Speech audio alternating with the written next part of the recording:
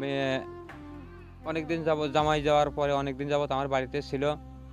এর মধ্যে ফোনে একটা মেয়ের সাথে যোগাযোগ হয় এবং তার সাথে গভীর একটা সম্পর্কে লিপ্ত হয়।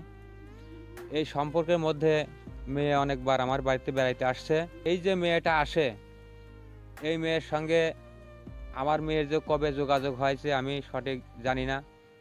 হয়তো আমার একটা নাতিন আছে, নাতিনের মাধ্যমে আমি এটা জানতে পারি যে ওই মেয়েটা গোপনে আমার মেয়ের বাড়ি আসে। পরিবারের সদস্যরা জানান ৮ই নভেম্বর মিম তার বাবার বাড়ি থেকে স্বামীর পাওনা ১,০৮,০০০ টাকা নিয়ে শ্বশুরবাড়িতে যান। পরদিন ৯ নভেম্বর ব্যাংকে টাকা জমা দেওয়ার কথা বলে বাড়ি থেকে বের হন। এরপর থেকেই তিনি নিখোঁজ। একই সময় স্মৃতি ও নোয়াখালীর নিজ বাড়ি থেকে বের হয়ে আর ফেরেননি। দুজনের মোবাইল ফোনও নিখোঁজের পর থেকে বন্ধ পাওয়া যাচ্ছে। আমার